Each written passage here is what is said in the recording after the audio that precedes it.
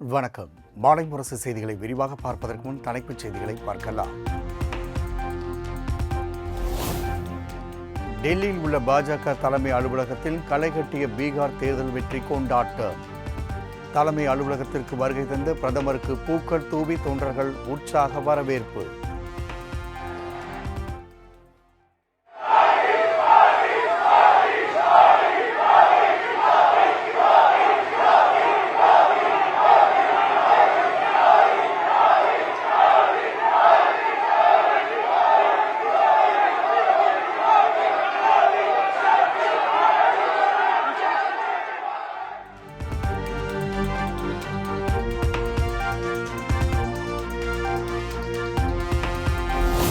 பீகாரில் நாங்கள் வாக்குகளை திருடவில்லை, மாறாக மக்களின் மனங்களை மட்டுமே திருடினோம். ராஷ்டிரிய ஜனதாதளம் தலைமையிலான காட்டு தர்பார் மீதான மக்களின் கோபமே எங்களின் வெற்றி என்றும் பிரதமர் மோடி பெருமிதம்.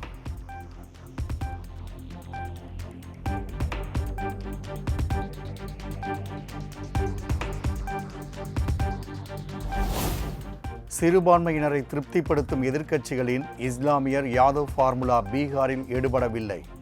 இது ஜனநாயகத்திற்கு கிடைத்த மகத்தான வெற்றி என்றும் டெல்லி பாஜக வெற்றி கொண்டாட்டத்தில் பிரதமர் மோடி நெகிழ்ச்சி.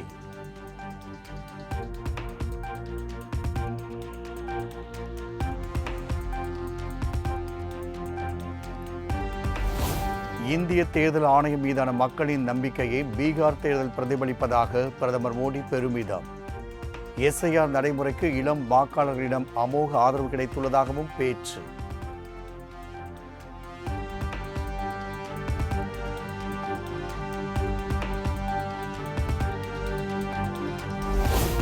பீகாரில் மொத்தமுள்ள 243 தொகுதிகளில் 202 இடங்களில் வெற்றி பெற்று அறுதி பெரும்பான்மையோடு மீண்டும் ஆட்சி அமைக்கிறது தேசிய ஜனநாயக கூட்டணி. பாஜக 89, நிதிஷ்குமாரின் ஐக்கிய ஜனதாதளம் 85 மற்றும் லோக் ஜனசக்தி கட்சி 19 இடங்களில் வெற்றி.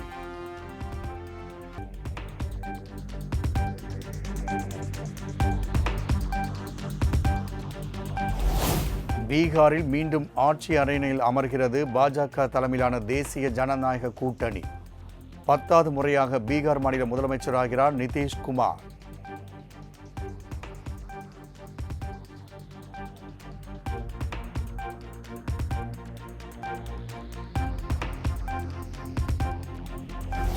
தேர்தல் ஆணையம் மற்றும் மத்திய அரசுக்கு எதிராக பீகார் தேர்தலில் களமிறங்கிய மகா கட்பந்தன் கூட்டணிக்கு கடும் பின்னடைவு. ராஷ்டிரிய ஜனதாதளம், காங்கிரஸ், கம்யூனிஸ்ட் கட்சிகளுக்கு 35 இடங்கள் மட்டுமே வெற்றி.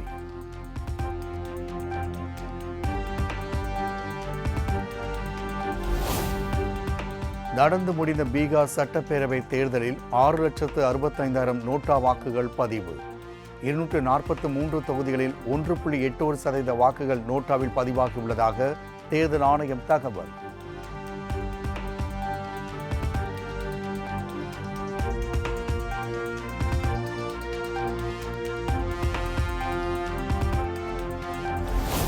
வளர்ச்சியடைந்த மாநிலம் என்ற பீகார் மக்களின் நம்பிக்கை நிச்சயம் வீண் போகாது.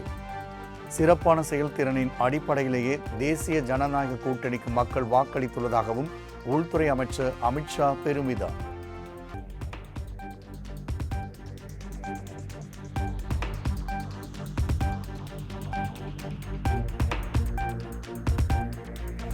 பீகார் தேர்தலில் தேசிய ஜனநாயக கூட்டணிக்கு வாக்களித்த மக்கள் மற்றும் பிரதமர் நரேந்திர மோடிக்கு முதலமைச்சர் நிதிஷ்குமார் நன்றி.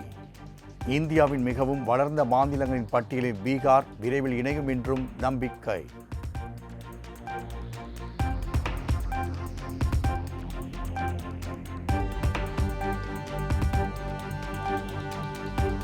பீகாரில் பெண்களின் முன்னேற்றத்திற்காக கொண்டுவரப்பட்ட நலத்திட்டங்கள் நிதிஷ்குமாருக்கு கை கொடுத்துள்ளது.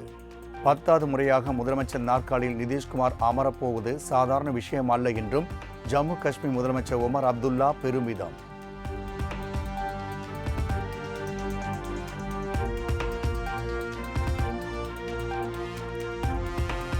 பீகார் சட்டப்பேரவை தேர்தலில் போட்டியிட்ட 61 தொகுதிகளில் 6 இடங்களில் மட்டுமே காங்கிரஸ் கட்சி வெற்றி. கடந்த 2020 தேர்தலில் 19 தொகுதியில் வெற்றி பெற்ற நிலையில் சரிந்தது வெற்றி எண்ணிக்கை.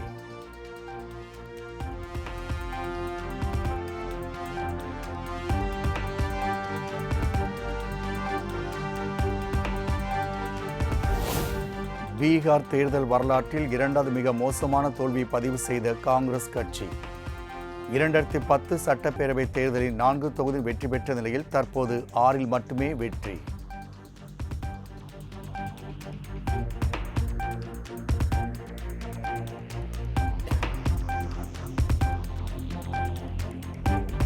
முதலமைச்சர் மு.க. ஸ்டாலின் பிரச்சாரத்தில் ஈடுபட்ட முசாபூர் தொகுதியில் தோல்வியை தழுவிய காங்கிரஸ் வேட்பாளர். ராகுல் காந்தியுடன் இணைந்து பிரச்சாரத்தில் ஈடுபட்ட தொகுதியில் பாஜக வேட்பாளர் ரஞ்சன்குமார் வெற்றி.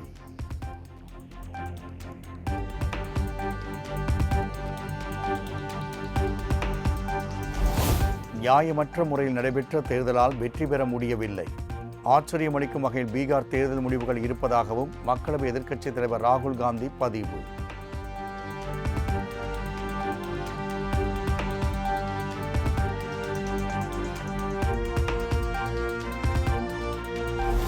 பீகார் தேர்தல் முடிவுகளை காங்கிரஸ் மற்றும் இந்தியா கூட்டணி கட்சிகள் மிக ஆழமாக மதிப்பாய்வு செய்யும். ஜனநாயகத்தை காப்பாற்ற தேவையான முயற்சிகளை மேற்கொள்வோம் என்றும் ராகுல் காந்தி சூளுரை.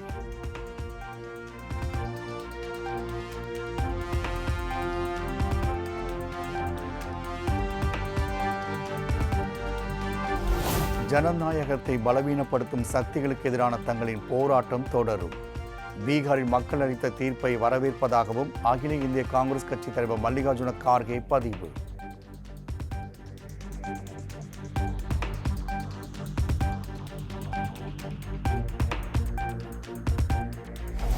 பீகார் மாநிலத்திலும் வாக்கு திருட்டு அரங்கேறி உள்ளதாக கர்நாடக முதலமைச்சர் சித்தராமையா விமர்சனம். தேசிய ஜனநாயக கூட்டணி பெரும்பான்மை பெற்றது குறித்து கருத்து சொல்ல விரும்பவில்லை என்றும் பேட்டி.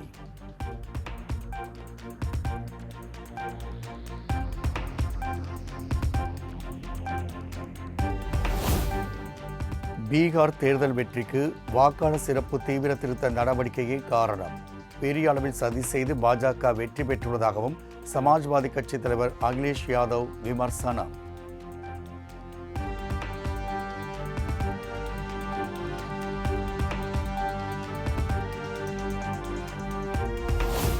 ஆர்ஜேடி கட்சியின் கோட்டையாக கருதப்படும் ரகோபூர் தொகுதியில் 14,000 வாக்குகள் வித்தியாசத்தில் 3வது முறையாக வெற்றி பெற்றார் தேஜஸ்வி யாதவ்.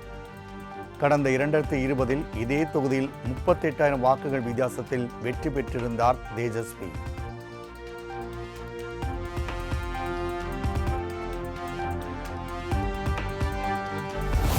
அலிநகர் தொகுதியில் ராஷ்டிரிய ஜனதா தளம் கட்சியின் மூத்த வேட்பாளர் வினோத் மிஸ்ராவை சுமார் 11,000 வாக்குகள் வித்தியாசத்தில் வீழ்த்தினார் பாஜகவின் மைத்ரி தாக்கூர். பீகாரின் முதல் இளம் சட்டமன்ற உறுப்பினர் என்ற பெருமையும் பெற்றார். 25 வயதான நாட்டுப்புற பாடகர்.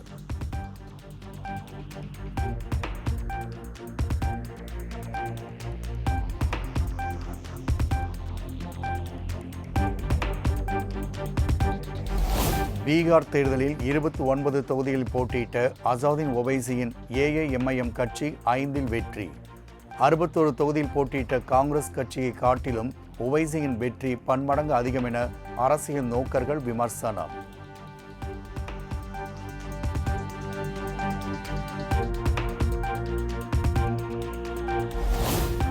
பீகாரில் 28 தொகுதியில் போட்டியிட்ட சிராக் பஸ்வானின் லோக் ஜனசக்தி 19 தொகுதிகளில் வெற்றி. 2024 மக்களவைத் தேர்தலில் 5 தொகுதியில் வெற்றி பெற்ற நிலையில் அசுர வளர்ச்சி பெற்ற சிராக் பஸ்வான்.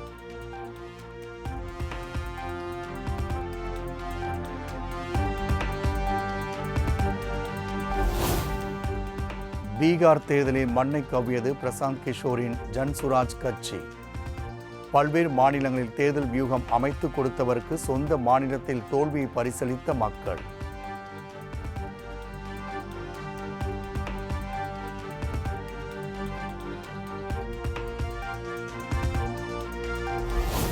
லாலு பிரசாத் யாதவின் மகனும் ஜனசக்தி ஜனதாதளம் கட்சியின் தலைவருமான தேஜ் பிரதாப் சுமார் 51,000 வாக்குகள் வித்தியாசத்தில் தோல்வி. மகுவா தொகுதியில் லோக் ஜனசக்தி வேட்பாளர் சஞ்சய் 87,641 வாக்குகள் பெற்று வெற்றி.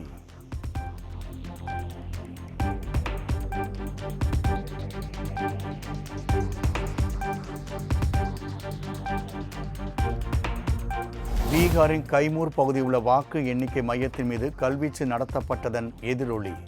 நள்ளிரவில் போலீசார் மற்றும் துணை இராணுவத்தினர் ஏராளமானோர் குவிக்கப்பட்டதால் பரபரப்பு.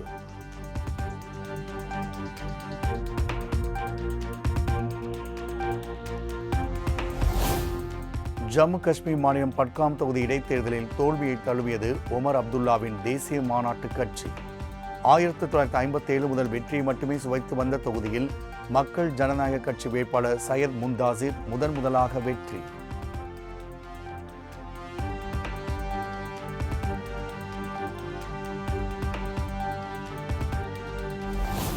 போக்குவரத்து துறையில் வேலை வாங்கி தருவதாக கூறி பணம் பெற்று மோசடி செய்த விவகாரம். ஜாமீன் நிபந்தனையில் தளர்வு கோரி முன்னாள் அமைச்சர் செந்தில் பாலாஜி தாக்கல் செய்த மனுவுக்கு பதிலளிக்க அமலாக்கத்துறைக்கு உச்சநீதிமன்றம் உத்தரவு.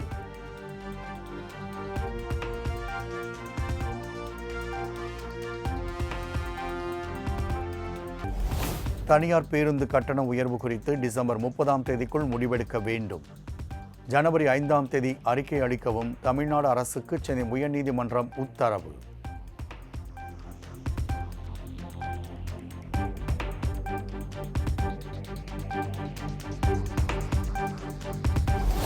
திருவள்ளூர் மாவட்டம் திருத்தணியில் வருவாய் கோட்டாட்சியரிடம் விவசாயிகள் வாக்குவாதம். கரும்பு கொள்முதல் செய்யாமல் தாங்கள் அலைகழிக்கப்படுவதாக கூறி முழக்கம் எழுப்பியதால் பரபரப்பு.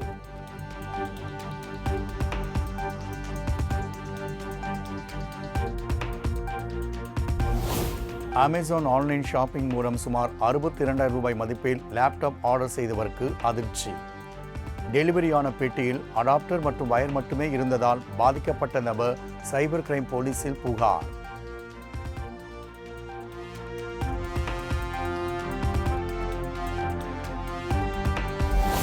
காஞ்சிபுரம் காமாட்சி அம்மன் கோவிலில் விமர்சையாக நடைபெற்ற பால்குட அபிஷேகம்.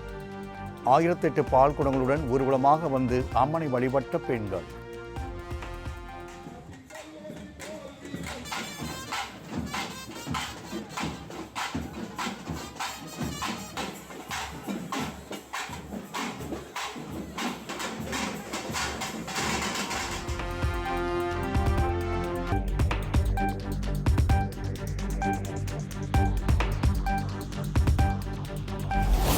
நாகர்கோவிலில் உள்ள பிரசித்தி பெற்ற கிறிஸ்து அரச தேவாலய ஆண்டு திருவிழா. கொடியேற்றத்துடன் தொடங்கிய விழாவினில் திரளான கிறிஸ்துவர்கள் பங்கேற்பு.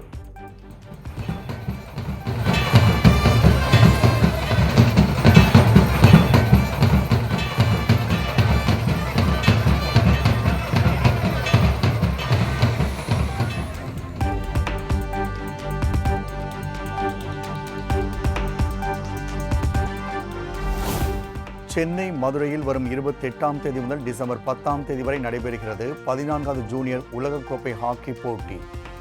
21 வயதுக்குட்பட்டோருக்கான இப்போட்டியில் சிலி, ஓமன், சுவிட்சர்லாந்து உள்ளிட்ட 24 அணிகள் பங்கேற்பு.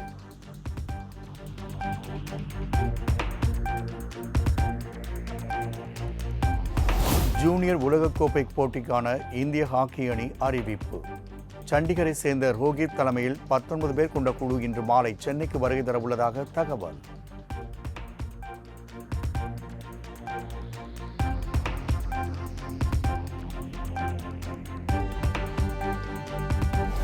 ஸ்னூக்கர் போட்டியில் உலக சாம்பியன் பட்டம் வென்ற முதல் இந்திய வீராங்கனை அனுபமா ராமச்சந்திரனுக்கு மத்திய அமைச்சர் மன்சுக் மாண்டவியா வாழ்த்து.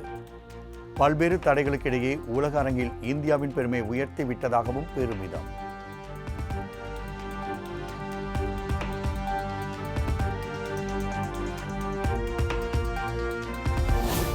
இலங்கைக்கு எதிரான 2வது ஒருநாள் போட்டியில் பாகிஸ்தான் அணி வெற்றி. 3 போட்டிகள் கொண்ட தொடரில் முதல் போட்டியில் 6 ரன்கள் வித்தியாசத்தில் வெற்றி பெற்ற நிலையில் தொடரை கைப்பற்றியது பாகிஸ்தான்.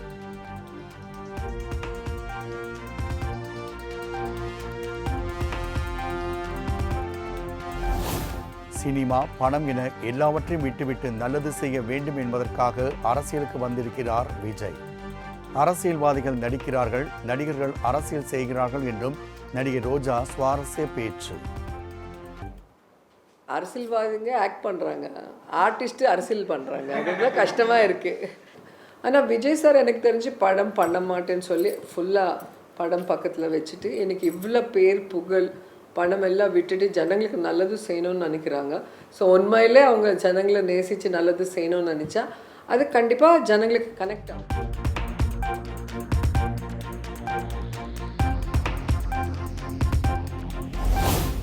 திருமணத்திற்கும் காலாவதி தேதி என்ற ஒன்று வேண்டும். அப்போதுதான் திருமண வாழ்க்கையில் நீண்ட காலம் கஷ்டப்பட வேண்டியிருக்காது என்றும் இந்தி நடிகை காஜோல் திட்டவட்டார்.